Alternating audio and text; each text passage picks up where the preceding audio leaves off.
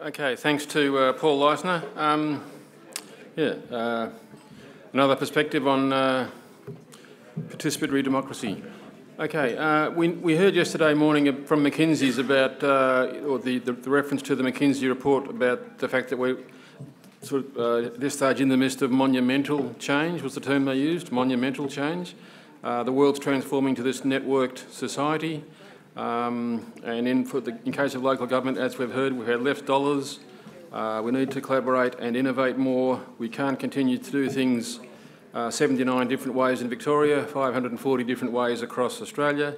So that's all the nice words, but what do they mean? Perhaps is there an opportunity for sector-wide collaboration as we look at the very different future to what we've had in the past, where councils have been making individual decisions and perhaps we haven't been able to look at being able to integrate with other levels of government, sort of as we will in the future. So to explore these themes, can you please welcome Professor Peter Grant from IBRS. Peter Peter has an extensive background in business and the public service, including being Vice President of Gartner Consulting and the Chief Information Officer for the Queensland Government. Could you please welcome Peter Grant?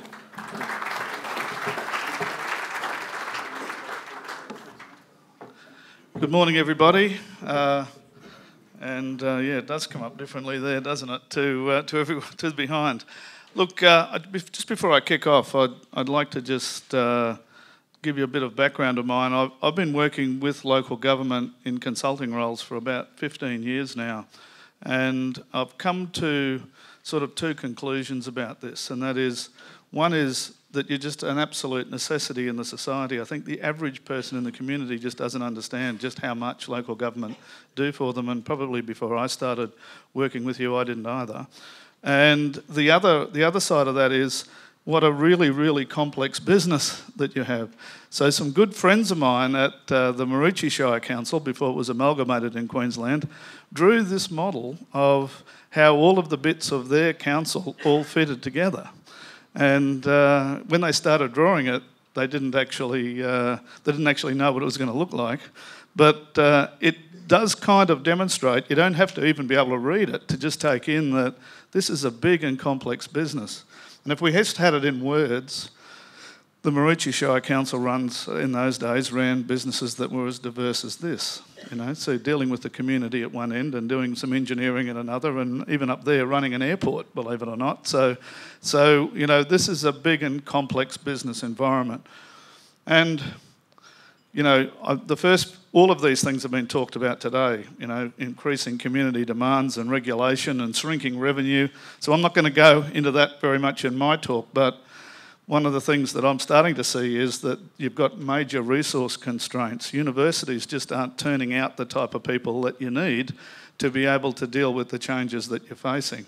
So there's going to be a need, I think, for us all to figure out how we grow our own capability, because you can't rely on someone else doing it for you. Things are changing too quickly. And I'll get onto the IT vendor community because I'm going to be pretty critical of them. A lot of things are changing at the moment. They're not changing quick enough, so they're all coming along trying to lock you into their old junk, which is making it kind of hard for you to innovate. So let's have a look at the world changing around us. Just quickly, I could make a whole talk about this and it can go forever, but we don't make phone calls like this anymore. We don't use computers like this anymore. We don't read the newspaper like this anymore. We don't hail taxis like this anymore. We don't read books and newspapers like this anymore. We don't have the yellow pages to find stuff anymore. We don't go to the video shop much like this anymore. We don't, one missing there. Yes, we don't have maps like that anymore. And we don't raise funds like that anymore. And we don't book hotels like we did anymore. And we don't book planes like we did anymore. We can go on, right? All that's changing. But you've still got this boat anchor of an old-fashioned IT industry, and you still have a whole bunch of people who are telling you to stay in the past while the community expects you to do something else. So my talk today is going to cover these four things. I can't see them in front of me, and they don't look like that either on mine. Digital disruption, IT industry changes, where you get advice from, and what do you do next? Now, this is an executive audience, I'm not going to talk about technology, but there's IT industry changes you've got to understand because they're strategic. And if you don't understand them, you won't be able to take advantage of the good stuff, and there's a whole bunch of risks in there that you need to get as well. So let's start with the first one, digital disruption. This is a graph showing all of the recessions that have happened since 1948. All of them are the same. They all last about the same time. They all go about as deep. They all recover to a point better than you started. They're all different. They're all the same except for one, and that's the GFC. So the GFC is different. It just keeps going forever. We haven't recovered to the right point yet, and it's 4 or 5 times longer than the longest other one that we had, except for the brown one there. The bulk of them are over well and truly before we're dealing with now. So why is that happening? So our view on this is that we're not returning to the same economy that we started in when the GFC started. That's why it's taking so long to get back. And on the way back, we don't understand what that new economy looks like. So we're not investing, and government in particular isn't investing in the right things. You know, when I hear the federal government go, well, gee, you people in the bush don't need broadband, you know, there's an example of governments not kind of understanding where we need to invest money. The other thing that's happening is a change in the value of jobs. So this was a report that was published by The Economist magazine. So I'm an IT guy, but this is not an IT magazine, this is The Economist. And one of the things they said in this report was the probability of you losing your job as a result of the digital revolution. Now, the people at the bottom got pretty high probabilities, and one of them's accountants and auditors, and theirs is 0.96. So I don't like delivering bad news like that to a crowd of friendly accountants and auditors, but that fact is that business is changing dramatically. Because if I can design a car that can go across San Francisco without a driver, I'm pretty sure I can design something to go through my books and figure out if they're right. Right. So if I look at the top of the list, and the top of the list is really good, the people up there have almost got no chance of losing their job. And forget what their roles are, just think about how they work. The way they work is that they work intimately with other people. You know, you can't take us out of the loop. If we've got a relationship that's intimate with other people, then we're irreplaceable, because we're human beings. And that's what local government does. It has an intimate relationship with the community. So if you figure out how this works, there's a real opportunity here to leverage the digital revolution, to automate the stuff we used to invest people in, and invest people in actually talking to other people. And you've been saying it all day. Everybody's been talking like that all morning. So let's have a look at some examples of digital disruption, because they're kind of scary when you get right down into it. And there's some standard learnings from these. They all make the same mistakes. So let's pull that out. Right? So the first one is the music industry. And the big fat guy in the middle used to be Sony and EMI and Warner Brothers. And if you wanted to go and get any music, they stood between you and the person making the music and took all the money. And they were doing that for years and years and years. In 1999, they got a bit of a wake-up call, because along came this company called Napster, and they just stole all the music and gave it to you. But that didn't really work either, because the guys who were writing the music didn't get any money. So that wasn't a workable model. But what we have today is a really workable model in the music industry, and it's really dynamic. So the first one, well, let me go back. How did the other guys work? There's a few people in the audience that look about my age. How many people bought Hot August Night more than once? I bought it on a record, and then I went back and paid full price and bought it on a cassette, and then I went back and paid full price and bought it on a CD. Right? How many times do I need to pay Neil Diamond for a song? Right? So the way iTunes works is that I just buy it once, and I have a license to the song, and I can put it on any media I like. And that's how it should be. I just pay for it once. That's why Sony and EMI got kicked out. They didn't understand this change to the business model that we all believed was unfair. And so along came iTunes and said, you can do it this way. Now, iTunes is under a lot of threat from a company called Spotify, because what Spotify do is basically let you pay a monthly fee of about $8 or $9 a month, and you can listen to all the music in the world. So you're not licensing a song, you can just have everything. And for $8 or $9 a month, you can download it to any device you want and play it anywhere you want. So, you know, Sony and Warner Brothers file into the background here. And then came along a company called Pandora, because Pandora's value add is, if I can access all the music in the world, how the bloody hell am I going to find it? Right? So what they do is they let you play 2 or 3 songs, and you get to say, I like that one, but I don't like that one. And I like that one, but I don't like that one. And after they've done it 5 times, they can predict what music you like.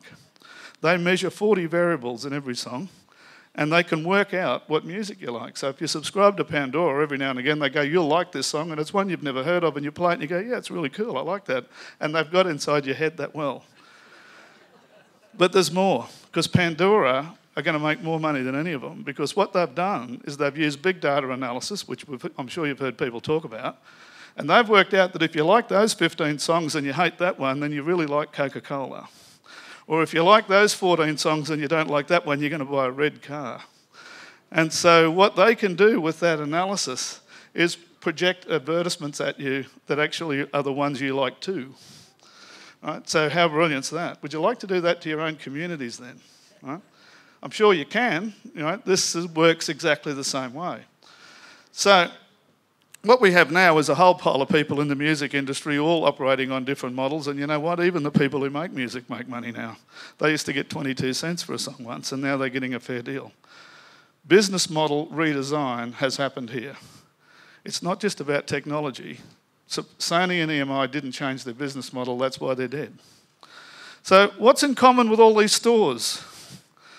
They've all got this particular locations closing on them. But this is Blockbuster Video in the US, and they all closed. Because Blockbuster Video, a brief history of these guys, in 2009 they made $1 billion a year, getting you to go to their store and pick up a video. Now, I don't know about you, but I just hated this, right? I'd be sitting at home on a Friday night, and I had a big week, and what had happened is I'd be having a couple of Reds, and my wife would say, we need to watch a video. And I'd go, righto, which one will we watch? Oh, we'll watch XYZ. So we go, okay, I'll go to the video store, I'll drive all the way in, I'll stop drinking so I won't enjoy myself, I'll get in the car, drive into the video store, and I'll get there, and that movie's gone because it's popular. So I can't hire XYZ, I've got to hire something else. I didn't even want to go there to have that, so I take it home and watch it, and you get to the point in the video where they're going to tell you who did it, who'd done it, who's the murderer, and the video goes click, click, click, click, and you never see it because it's physical media, so it's kind of broken. And then invariably I have a few more Reds then because I'm annoyed, and I forget to take it back in the morning and get fined. It's a fantastic system. So, unfortunately, the customers didn't like it. So what happened was that by 2012 in the US, everyone swapped to Netflix, which we have here now. So with Netflix, you pay over there $20 a month, and it's like Spotify. You have access to heaps of stuff, and you just go, I'll watch that one there. They never run out. You never have to go there. You never have to take it back. It always works. And it's half the price, and you can watch as many as you like for the same price. So in face with this, what did Blockbuster do? Well, the first thing they did was they said, we'll still be okay. Everyone loves us and loves coming into our stores and buying this crap. Well, that probably wasn't right. So they were slow to react. They ignored their customers' desires. And you know what their initial response was? Oh, we've just got a perfect business model. We just need to take some costs out. So they took out $330 million out of their costs, but they weren't making any revenue because no one wanted to work that way anymore. And this is the standard set of failures I'm seeing all the time with people with digital disruption. They don't agree with it, they don't believe it, they don't know what their customers want, and they think it's just a matter of making things more optimal. Go down that path and you're gone, right? And the last thing they did at Blockbuster was to say, oh, I know, it must be because we don't have a website. So they put up a website to tell you the movies they might have in the store. Well, that didn't solve any of the issues I talked about before. Just having a website's not the solution. So this is so standard. When I'm a consultant, I see this so often. And you see people go down this path and you think, oh, God, you know, here's another Blockbuster coming. We need to go back to square one. You need to understand there's a lot of change happening here. So Aussie Post. Now, don't want to take these guys out, but they're doing something at the moment that's pretty silly. So what we have here is Aussie Post is saying, right, people don't want to send letters, they'll send emails. You beauty, we'll get them. So what they've done is they've set up a thing called My Digital Mailbox. Now this relies on a whole bunch of transactions for bills ending up in your mailbox that they're going to pay for you. And they think that, you know, this is going to be a good way to work. Now, if they keep persisting with this, believe me, put a mark on the wall somewhere, they'll disappear off the planet. This is not going to work, and I'll tell you why. See, the first model here in digital disruption is that you just don't even bother improving something if you can get rid of it. And we can, right? So here's a horrible message for you if you're in government. I've estimated there's $100 million in mailing activity going on in Australian governments every year you don't have to do. And imagine if we took that off Australia Post. I'm sorry, you're a struggling organisation, but here's $100 million in revenue every year and we're taking it away because we're going to improve our processes. And I'll give you an example. Motor vehicle registration in Queensland. Here's how it used to work up until recently. I've had a bit of influence on this. But the way it used to work was 6.5 million vehicles. Most people paid half yearly, so that's 12 million registration events every year. So what they do is they'd send out a letter saying your car registration's due. That's 12 million letters. Then people would have to come and pay it somehow, so they'd come into the front counter where they'd be part, which is a waste of time and money for everybody involved. And then the government goes away and separately prints a sticker and sends that back out to them in the mail. That's 24 million letters that shouldn't be sent. Because let's have a think about what other things I pay for with my car. In Queensland, we've got e-tags. And on the website for e-tags, it's got, these are the vehicles you own, Peter, because we know you've got them because we're the government. And this is your credit card, and every month, if you go over a certain limit, we'll just deduct some money from your card. Now, if we did that for the Rego too, how hard could that be? Then there's 24 million letters we're not going to send, and Aussie Post's product, which is going to pay my bills for me, doesn't exist. And you've all got to go home and think about how many you can get rid of yourself. Because I guarantee you there's heaps and heaps and heaps of them that you're sending out now that you just shouldn't be doing. And we're all strapped for cash. And the other thing about this is it's not a community service. I don't want to interact with government that way. Just when you give me work to do, that's no fun. If you actually do something with me that's a real positive, I'm happy to play. So this is what they call an extinction timeline. And there's a few things on it I thought I'd just highlight. And one of them, at the bottom there, is landline telephones. Now, in the last Queensland election, the pollsters got it completely wrong. They said the Liberal National Party would win, and they didn't. Now, what went wrong with that? They all said that. So what went wrong? What went wrong was they polled everybody on landline telephones. No young person has one. Right? What they did on the night before the election is they did an SMS poll, and it was the complete opposite of the other predictions because no old person probably has one. But if you combined the two of them together, you actually saw that the Labor Party won by a couple of seats. So all of their mechanics was right, but their instrument for collecting the data was wrong because they made an assumption that everybody had landline telephones. And I'll be quick now. There's a whole bunch of them that are going to go. Getting lost. See that one halfway up? No one gets lost anymore. I can pull out my phone out of my pocket in any city I'm in and I go to Google Maps and go, where the hell am I, and get me there. Right? It just fixes. Desktop computers are an absolute goner, and at the top of the list, sadly enough, are post offices. So there's a lot of change happening. That's the first part of this talk, right? It's all going to happen, you know, and people will do it without us. But there's no reason for that to happen because we can really get some value out of this. We, as the local government community, there's a whole bunch of opportunity in there. We don't have a long enough time to talk about it today, but it's huge. So if you ignore it, you're just going to get run over. But if you actually take advantage of it, the opportunity is fantastic. So what about the IT industry? They're not helping. So let me give you a brief history of the IT industry. And I know you can't believe that I don't look this old, but I've kind of been in almost all of these except the first one. So the first one is, in 1965, the IBM 360 computer was invented. And this is important because it's the first one that actually had printers and terminals and could do more than one thing at a time. So this was the first business computer. Late 70s, we had departmental computing, and I'm sure a few of you, I know a lot of Wang products existed around the 80s, and so they all happened in organisations, and I might make the point that they're gone. Digital was another one, and they're gone too. And the reason they're gone is because in the early 90s, we moved to a concept called client-server. Now, you haven't got to worry about how the technologies work, but the message here is that one of them displaced the other one, and the vendors disappeared, right? They disappeared. Wang and Digital were the number 3 and number 4 computer companies in the world. Disappeared in 4 or 5 years. The internet comes along in 2000, and we've probably been slow to use it, but since 2010, we've had this collection of changes. Individually, each one of them is as big as any of the other moves before, and they've all happened at once. They've all happened at once. So that collection of changes, I haven't got time today to go through, but I will talk about some of them as we go on, all transform the way the community works. They all transform the way you work, and they absolutely transform the way the IT industry works.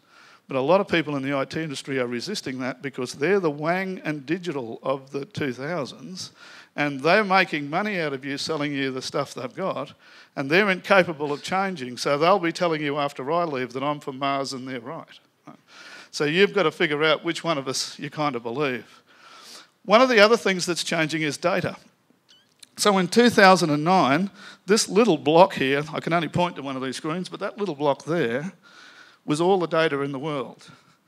What is it? 0.79 of a zettabyte. Now, a zettabyte is 1 and 12 zeros, right? So that's a fairly big number. I don't know what it means, but I know it's pretty big. By 2020, it's got to 35 zettabytes. And at that point, it's growing 44 times quicker than it was growing in 2009. So by 2025, say, that's going to be hundreds of zettabytes when all the data in the world wasn't even 1 in 2009. So there's a pretty clear message here. However you're doing IT in 2009, which is probably the way you're doing it now, that's not going to work. That's just not going to work. You're going to, unless your whole council asset base and buildings is full of computers, you just can't put it all in there. It's just not going to work. So this is an issue that I see sort of sneaking up on everybody, and no one's kind of thinking about how this massive growth in data is going to be managed.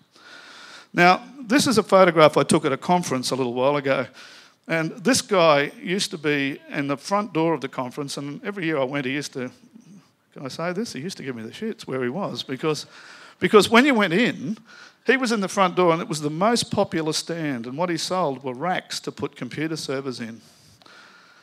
I saw him a year ago sitting there like this playing a computer game the whole day because no one was interested in them, because no one wanted to buy them anymore. And there's a problem here with the server industry, and this is a strategic thing you have to understand. All of your IT assets all sit on servers in your building. 4 of the top 10 server manufacturers at the moment don't sell any. They make them solely for their own clouds. Imagine what happens when that's 8 of the top 10. How are you going to buy them? They'll be like buying a VCR. But your whole business at the moment is reliant on running, on you being able to refresh them every 3 to 4 years. So what's your plan? Is there one? Because there better be, because the lead time to actually change this is probably 5 or 6 years. So this is a problem, right? And there's the first litmus test of it. No one cared about the guy who had the most popular stand at the conference. They're all there at the cloud stand. Now, I've got to talk to you about cloud. And this, without doubt, will be probably the most important thing I tell you all day. So when it comes to cloud, you are going to have people tell you that cloud's fantastic and it'll do all of these things. But unless you understand what sort of cloud they're talking about, we have a big problem. So I can go back if you're taking that picture. There you go. So first of all, and I'm only going to, this is as technical as I'm ever going to get, but there's effectively 3 main sorts of cloud that I want to discuss. So the 3 sorts are infrastructure as a service, software as a service, and business process as a service. And I don't care if you're the mayor or the CEO or whoever, you have to understand what this means, because it's too strategic not to know. So the first thing about what they are, infrastructure as a service, is where you run your existing IT stuff on someone else's hardware on a pay-as-you-go basis. You pick up all your stuff and you just run it on someone else's stuff. Now, tactically, that's kind of sensible, right? Because why would you be in the IT business? And that's the way they actually sell it. But tell me somehow how that deals with the digital revolution stuff we just went through before. Because you're still running the same stuff. You're just putting it somewhere else. So in terms of dealing with all of the other changes that are happening in the digital revolution, you're doing that by getting a cheaper deal for running your old stuff. Right? There are possible savings, but that's about as good as we're going to get. The next one is software as a service. And here's where you use someone else's software and hardware on a pay-as-you-go basis. Doesn't look that different, does it? But now you've got somebody else's software. So the beauty of this is it allows for rapid adoption and wide collaboration because you're using software that's built for the digital era, running out in the cloud anyway, that can talk to everybody else's. All of the stuff that you need to do comes with these new types of products. So, and the other great thing about it is you keep having a lot of upper hand in terms of you being a customer. Because the other one, where you buy licenses from software vendors, I mean, once you sign up with them, that's it. You can't get rid of them. But this way, there's high mobility between these software as a service products. If you don't like service from one, you just go to someone else. And the beauty of that is that you maintain yourself in almost a pre-sales relationship for the whole time you're with them. They actually look after you better when you do that. The other one is business process as a service. And here's where you have an external party run a whole business process for you. So I can give you a hardcore example of this. Right? In Queensland, for the Department of Emergency Services, we decided, well, I didn't, but someone decided they were going to write a payroll system for them. And they came up with a price, and it was $160 million. That was the capital, and you'd have to depreciate that every year, and we talked about that sort of stuff this morning. And we had a consulting firm come in who was connected to people who write software, and they said, yep, $160 million, that's what it'd cost. So I went down the road and had a coffee with the Chief Information Officer of Suncorp Bank, which was about the same size as Emergency Services and about the same level of complexity. And I said, what's your payroll cost? And they said, we use business process as a service. It costs $4 million a year. Right? So they're pretty big organisations, but $160 million plus running costs plus depreciation, or $4 million a year. And I said, how does it go? He said, oh, it's fantastic. They're experts at it, we're not. Which kind of makes sense, doesn't it? So business process as a service is really important as well. It's generally not used for core things, but if you've got back office stuff, this is just the way to do it. So I've circled infrastructure as a service, because I'll just guarantee that every time people come and talk to you about the cloud, that's what they'll talk about. It just misses the whole point. The people who'll buy infrastructure as a service are the people who own software, who sell you software as a service, because they'll need some infrastructure to put it on. Buying infrastructure as a service yourself is, you may need to do it, by the way, temporarily to actually move some of your stuff. But I have no problem with that. But say if that was your strategic plan to do that in 10 years' time, it'd be like going to the steel manufacturer and saying, I'm thinking of buying a car and I want to pick some steel. It just doesn't make any sense. So the question is, can I build an entire business out of these software as a service and business process as a service offerings? And the answer is yes. And I can tell you companies who are actively doing it. So the first one who's doing it is the Australian Institute of Management. They probably know what they're doing. They don't have any applications at all. They run their entire business on a software as a service platform. The other one is Vision Australia. And Vision Australia are working towards getting there. They still have a few applications, but their plan is to have none. They're going to have all software as a service platforms. And News Corp, a pretty big and complicated business under a fair bit of financial pressure because the digital revolution's cleaned up the use of newspapers and things.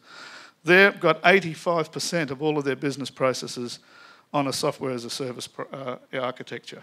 And you know what they'll say? Tom Quinn, the CEO of News Corp, will be the first to say, this is fantastic. If I want to have a change in strategy, I'm agile, I can implement new things tomorrow. And you know what? It always works. See all these companies here who are offering these services, they've already got 100,000 customers each. So they're not test driving the product when they get to you. You know, these people, all the rest of their customers have got all the things ironed out of it before it arrives. So you might be the first in a council to use it, which isn't a bad thing, but you're not the first as a user. So there's a couple of bits of warning. The first is you have to get a design right here, because if you just let everyone in your business pick something in the cloud and go, you beauty, I'm going to hook up to that, then you have to have a pretty big wallet. Because every one of those red lines is a telecommunications charge, and you'll never be able to get control of the architecture either, and you'll lose where all the information is. You can't do it this way. You've got to get in control of this right from the get-go.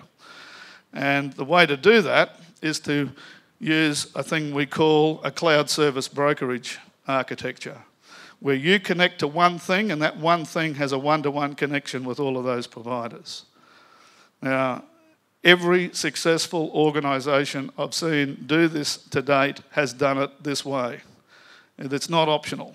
And if they're successful and we go look at them, this is what they've got somewhere. So what's the upside of this? I know I'm sort of marketing this a bit, but it's really quite inspirational for me because I've been in the IT industry for 40 years and it's been a tough place to work because lots of things didn't work and it's hard to operate and it's expensive and all of that's kind of being wiped away here. We've finally got the thing designed right, 5 minutes. So I'm on to advice. This is very important as well. Who's advising you on these things? Is it your IT team? Well, they're expert at running what you've currently got, and I'm telling you to get rid of it. So what do you think their advice is likely to be on this? They probably perceive their jobs are threatened by the digital revolution, and they're generally good people, but they're too busy to keep up with all of this stuff because they're head down, bum up, making this impossible stuff you've got now work. So you've got to bring them into the loop, I think. But at the moment, they're probably not the source of strategic advice. They're valuable people. I wouldn't be looking to get rid of them because I think that they've got a lot of skills that we're not using properly with the current model we could use with the new one. IT vendors. Their product range is built around yesterday's offerings. So they're KPI'd on selling you yesterday's offerings on a monthly basis. So how strategic are they going to be on doing this? Just a couple of years ago, Microsoft was telling you the cloud's a bad thing. Now they've got a cloud product, they're telling you the cloud's the only thing. Right? So none of them are any different. I can go back to presentations that I've recorded from Microsoft executives around 2012 and they're going, oh, you couldn't do everything on the cloud, that's not a good idea. Now they're telling you it's fantastic. The other thing about vendors is they're connected at the hip to consulting partners. So their job is to make their sales supply chain work. So it's kind of dangerous in there because they'll all tell you, they'll give you the wrong advice. But you've got an association here. When I was putting this talk together, I was reflecting on this and I thought this is actually the place where you need to be because you can build your own expertise in this vertical and you can basically keep a history of performance of vendors. And really, if you tried to centralise all your own knowledge around here, I think that's just a wonderful opportunity for you to be the smartest buyers and the smartest organisers of this on the planet. You know, I go to lots of conferences, I never see a room this full. This is just fantastic. And you've got the opportunity to work together, I think, to be able to do it yourself. So the final one is what next? And I have to wrap up things pretty quickly. But there needs to be some core capabilities to manage cloud offerings. It's too big to do individually. You can't have that many-to-many relationship between you and the cloud. So somewhere you need to go, you need to have a point set up where you can go to a central point and then go to the cloud from there. All of the successful ones I've seen do it. You need to recognise that the digital revolution is going to impact you, and I think most of you have. But you also have to work out what you don't have to do anymore as the first step. That's Australia Post's problem here. They've assumed we're going to keep sending transactions in the mail and just move it to email. We're not going to do that. We're just going to stop sending them. We need to understand the right technologies for the cloud. Now you know that there's an infrastructure as a service. You can save some money, but it still hasn't changed a thing. There's software as a service, which allows you to transform how you work, and there's business process as a service where you can get rid of back office functions to someone who's an expert at it. That's how the cloud works. And I'd suggest you've got to support your IT teams because they probably can't give you the best advice now, but in there's a bunch of people who know where your information is. they know how to deal with complexity, they know how to deal with vendors. They've been working on something that's almost impossible for a long time, and we're going to give them something that's easier to work on but more potential value. You know, I always believe that the best competitive advantage you can get is people and culture. You know, if we all got together on this, it'd be an awesome outcome. I suppose too, the last message here is it's all about the business model, because all of these groups are all changing business models. So thanks very much for your paying attention and participating today. Love some questions. We might need to forego questions and catch up with Peter over lunch with your questions, because you are running a bit late.